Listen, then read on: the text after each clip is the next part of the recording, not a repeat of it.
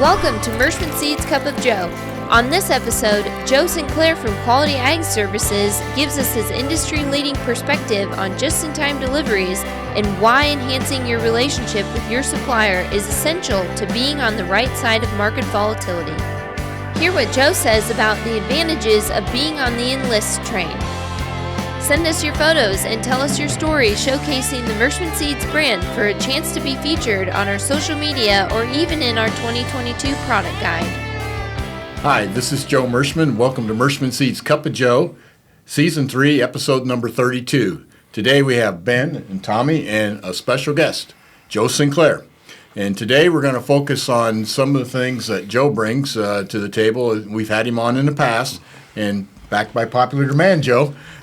Tell us a little bit, first of all, a little bit about yourself and your company, and then let's talk about corn, soybeans, and the chemical market. Well, Joe, thanks very much for having me back. The last time I was here was the Black Friday special last year, and we did have some Black Friday specials. The special this year is going to be, get everything in the shed that you need, and it's going to be a fun discussion today to talk about that. But Quality Ag Services is a 25-year-old company, a family company, just like Mershman's, and we service a retail footprint in Iowa for fertilizer, chemicals. We also have a feed store and our wholesale chemical business. We have a national footprint, and we take care of independent retailers and cooperatives so that they can take care of the growers, and we help them to compete and win in the arena of crop protection chemicals. What's going on today versus the last time you were here? Well, really, you could say what's going on today compared to Christmas. Christmas is when it really started to change in the chemical industry. Some of the logistical things that were problems because of the coronavirus pandemic, we are seeing those manifested now. And it's not an impossible problem. We don't have anything that's impossible. We've got more solutions than what we have problems.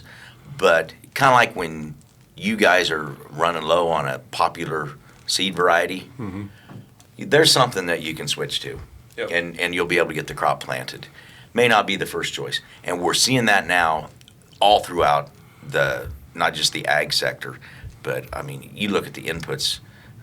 Joe, we talked a little bit off the air before we started. Tell the folks the things that are going up in price. Just in the last week to 3 weeks, we've been notified seed boxes are going up $20 this month, probably up again another $20 next month. Pallets have gone up $1. Resin has gone up, which makes the bulk bags. We're seeing an increase of $2 a bulk bag. In paper, same thing. Coming out of a lot of the paper comes out of Canada. We're seeing an increase on it. So and then of course fuel prices, which affects our freight. So everything that we have to do with packaging and logistics is going up. And of course, obviously the base cost of the soybean seed has gone up too with the market. So Turk last week talked about hyperinflation and $30 soybeans and $18 corn, and we all laughed a little bit. But then we said, you don't ever say never, right? Mm-hmm. Like Yogi Berra always say, never say never. So all I can tell you is we got to be on our toes, and that's why we brought you in here to talk a little bit from your perspective and how we're going to have to manage through this. Yeah. One thing I want to kind of another big picture logistical type thing, and we've got a reference to this and a link to it that you can see at qualityag.com. If you go to the blog, it's about 2 articles back, but the logistics right now worldwide are Asia is where the bulk of the stuff, if you want to call things that people point and click on and order in Europe and in the Americas, it gets built in Asia and shipped to those places. Mm-hmm. The United States relies on those containers that are bringing in the stuff that people clicked on in the United States to run our exports back out. But the log jam at the ports, both in Asia and in America, because of the pandemic, has made it to where they're not waiting to get those refilled. So normally 50% of our containers that get shipped back to Asia from U.S. ports contain something from the U.S. Half of them are full. That's down to 25% now. So 3 out of 4 containers that go back to Asia now are empty. So basically our exports have been chopped in half because these shipping companies are jammed up. There's a United States Coast Guard flyover of the port at Long Beach there's a link to it that you can click on that blog that I referenced earlier, and you can just see literally hundreds of ships waiting to unload, and then the flyover of the actual port, you see tens of thousands of containers stacked up on the docks, either waiting to get loaded onto a ship or waiting to get loaded onto a truck or a rail car. So it is. Yeah, we've experienced that firsthand. I know it's a small piece of our business, but it's our hats. We had some stuck at port for 2-3 months. They couldn't get them on a truck or to get them out this way. I mean, just like you say, the logistics is just jammed up. Yeah. My hat is one of Henry's hats, the Mershman Fertilizer hat. That's an America hat. That's a USA hat. So. That's a USA hat. Yeah, it's from Legacy Bank. My wife winters down in Florida. She's a dog trainer, Allison, and she's got 2 buddies, Vaughn Hathaway and Warren Prescott, and they love hats. So I got to get a couple of Mershman hats for her. Well, Henry's not here today, so you can have all you want. Yeah, but in the herbicide world, we are experiencing delays. And it's been compounded by the Texas freeze. So there was a major Texas plant that supplied ingredients that go into the recipe to make chemicals. And a lot of people, they ask, how do you make chemicals? I try to tell people that everything that we spray on our fields to protect the crop against insects, weeds, and fungus, everything that we spray comes from the earth. It either comes out of a well or out of a mine. Nothing is just out of the air. So some of these plants are in the U.S. that refine different things, and some of them are obviously out of our country. But petroleum is a big one, and Texas has some excellent plants that they make the ingredients that are in the recipe to build our crop protection chemicals. A big one in Texas, a bunch of big ones in Texas, did not have heat, and the pipes froze and bust. So these chemical companies have declared in their contracts with their suppliers force majeure, which is a French word that means you don't get your stuff. Yeah. And it's an unfortunate thing because we're going to have a lot of just-in-time deliveries. 2,4-D right now is something that hasn't been short for decades. Right now, you can't get your hands on it because it's time to spray 2,4-D on the wheat down in Oklahoma and Kentucky and Texas. So they're taking up all the supply. Now, we don't need 2,4-D here in the Midwest yet, but we will here in about 2-3 weeks. So all of these plants are waiting on, they might have 14 things that go into the recipe, and they're waiting on one. So the logistics are going to be a lot of just in time, but the good news is we have other solutions. The problem with that is they may not be as good a solution, and they may cost more. So we'll get the job done. The 2,4-D you're talking about is our common generic 2,4-D. Do you see any problem with the choline formulation that's used on Enlist E3 soybeans? Any supply issues there? There will not be a supply issue with Enlist 1 or Enlist Duo this year. Just because they had ramped up supply enough? They anticipated the demand and had the supply ramped up. All of these problems have just basically come up in the last 3 months. So if you had a long-term plan like Corteva did with the Enlist product, they'll have it covered. And I talked a little bit about the different solutions. Enlist 1 can be applied pre-emerge. It can also be applied in crop with an Enlist crop. And it'll work just as good as a regular old 2,4-D. So there will be some guys that will pay up to put Enlist on a burn down situation just because they can't get cheaper generic amine or ester formulation. So, yeah, we've got solutions, we've got options. Some of them will be just as good, maybe cost a little bit more, and that's a perfect example of one. So, and great question. Don't worry about finding Enlist. Your dealer has some. So right now, you're I guess, if you had to say anything to farmers right now, it would be get everything that you have in the shed and ready to go? Absolutely. If you're a farmer that has your own application equipment, get your product in your own shed. If you're worried about freezing, most of the products, the freezing point is 10 to 20 degrees. I think if you're south of Interstate 94, you're probably okay on that right now. And if you are relying on your dealer to do that, I can assure you that your dealer is well aware of these logistical issues and has a plan for you to make sure that your crop protection is covered. But it's going to be some just-in-time deliveries, and it's going to be maybe what you thought when you did your prepaid booking in December with your dealer. You may see your spray ticket have a little bit different recipe on there for killing the weeds, but it's... Gotcha.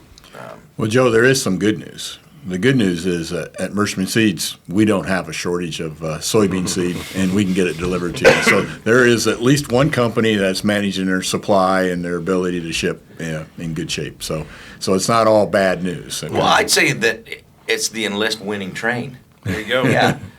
We've got the Enlist trait. MS Technologies has that available. Corteva's got the Enlist 1 and Enlist Duo herbicides. And Mershman Seeds has the E3 soybeans in supply. So right now, It's a trifecta effect. we're okay there. Yeah. Let's get back to you. We were talking a little bit before we started to record today about nitrogen price in December, how many bushels of corn it would take to buy nitrogen, or what was that analogy you had there? I love to watch what products will buy, what you can do with product, how much value there is there, especially things that are positively correlated like nitrogen and corn. So obviously the price of nitrogen follows the price of corn, and since it's an input to corn, you would think that one would follow, the nitrogen would follow the corn. Sure. So in December, you could have bought, actually November, you could have bought 20 pounds of nitrogen with a bushel of corn before the run-up in price. Today, how much do you suppose? How many pounds of nitrogen do you suppose you buy with a bushel of corn? With the price of nitrogen going up, price of corn went up too, but... What's your guess, Ben? I have no idea. Not even 10. Not even 10. Not even 10. The price of nitrogen has gone up so fast that even though the price of corn has come up, relation, it's not as much. So it takes 2 bushels of corn today to buy the same amount of nitrogen it did in November. Yes. And part of that is because of the price of natural gas. When the Texas freeze happened, all those nitrogen plants, they contract the natural gas that it takes to build the nitrogen. Once again, everything that we use comes from the ground. So to make nitrogen, you heat up the air and water with natural gas or any kind of fire and distill the nitrogen out of the air. 80% of the air that we're breathing right now is nitrogen by weight. So all these nitrogen companies were making way more money selling their natural gas back to the electric companies to put into the power grid than they could have by producing nitrogen. So, and we understand, even in the northern plants, even though they only sold 2 weeks of natural gas, it's taken them 4 weeks to get their plants back up. Yeah. So they lost a month of production in the north, and I don't know how much production we're losing down south because of broken pipes and whatnot. Yeah.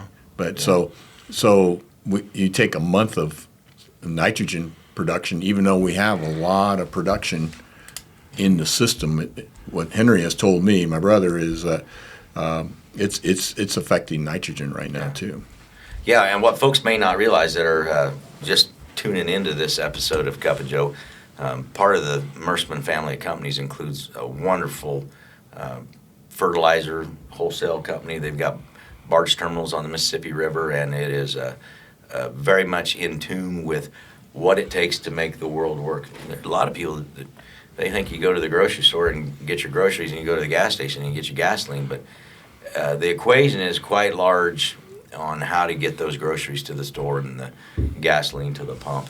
And we learned that in the COVID too. We learned the same thing. In other words, when from milk to toilet paper and everything in between, hand sanitizer and everything else, the system only stretched so far. Yeah, and the consumer's behavior isn't always rational, and we might be seeing some of that in the ag sector right now as well. A little irrational hoarding and behavior. So, just kind of summarize some things. If you're a farmer today, what's the best advice you can give them based on what you know from the herbicide, chemical, and also the fertilizer side, or all the ag inputs? Because you're involved with every aspect of it. What advice would you tell them today? Say these are the things that you need to be thinking about right now to make sure you have exactly what you need to raise and take advantage of these great prices we have right now. First and foremost, I would just recommend that anybody that has anything that's going to be changing in their enterprise, whether they're picking up a farm somewhere or if they're going to change their crop rotation because of either residue or tillage or something to do with erosion, do a double check with your supplier of what the current cost to make those changes is. If everything is static from years prior, most folks have things pretty well locked down. And if you have a good dealer, your dealer has it locked down. So, we have customers at Quality Ag Service that they don't have to worry about what the price of nitrogen did in January because we took care of their needs in November. Henry Merschman talks to Joe Sinclair and says, hey, this is what we think the price is going to do.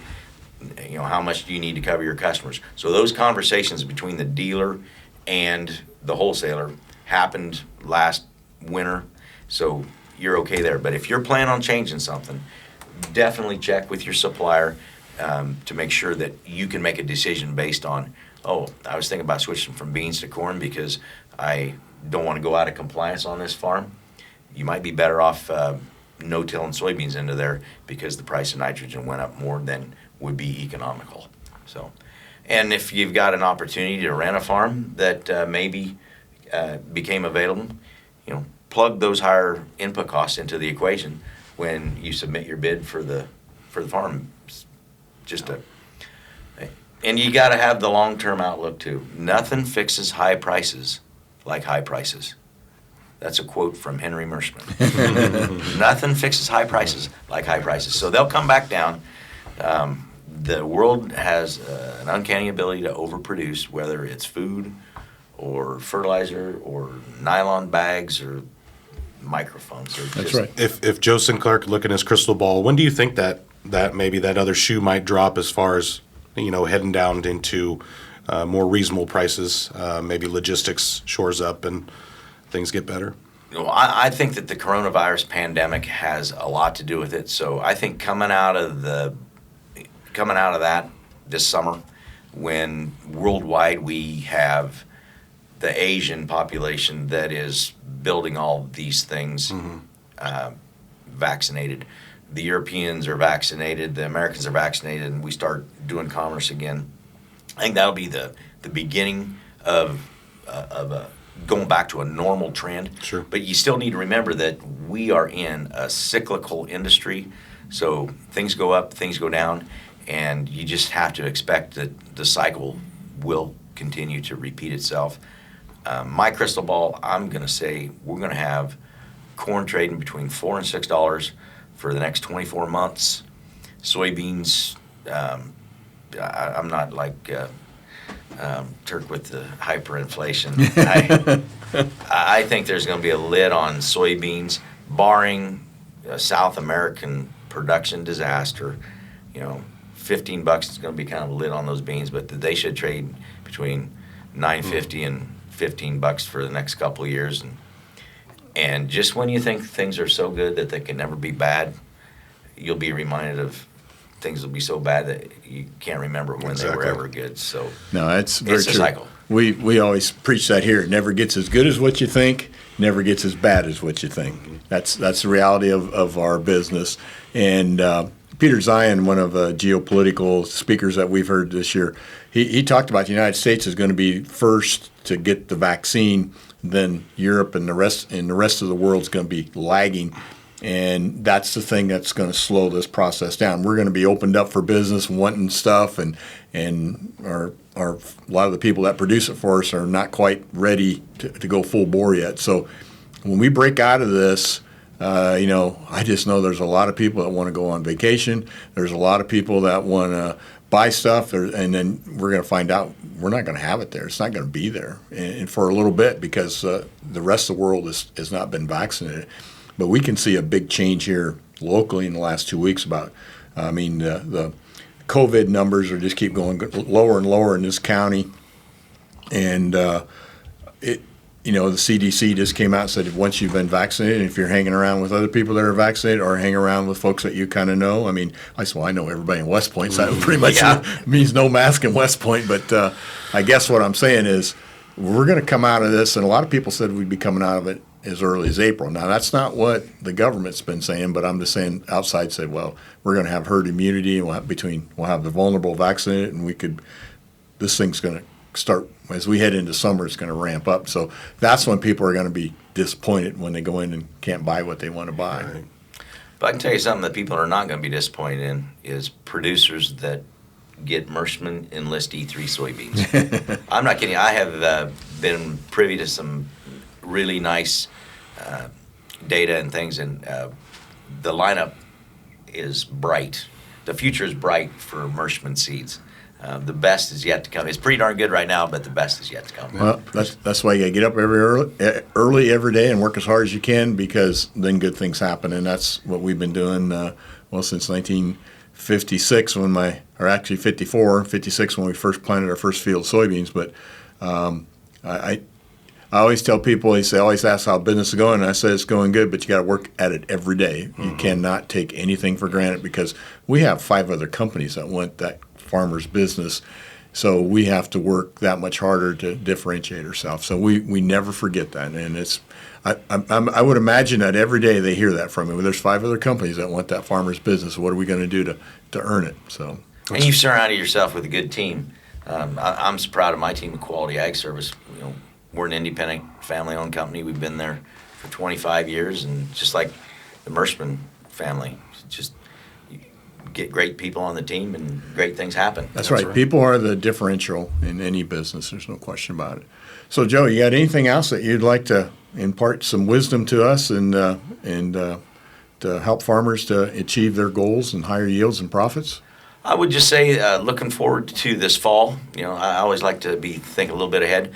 I think that freight could be a little bit of an issue. So if you don't have your diesel fuel bought up, make sure you get enough diesel fuel to carry you through to the end of this year, and maybe get a hold of an extra trucker or two to be sure that you have your logistical needs covered coming this fall. I see some potential logistics issues, a little bit of a trickle down from the rest of the economy. We're going to be short drivers, and you might be your own transportation provider this fall. Get some contingency plans in place. Yeah. Yep. Yeah, my big thing is if you've been doing business with a solid, legitimate, independent retailer, you're not going to have to worry about a lot of these problems.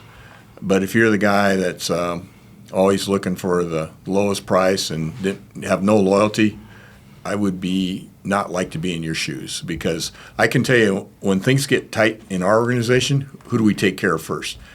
The customer that's been with us the longest and supports us every year, and so this is the time to get close to your supplier and stay with them, and not the time. It is becoming more of a seller's market than a buyer's market right now in many areas. So, and that's different than what a lot of farmers are used to.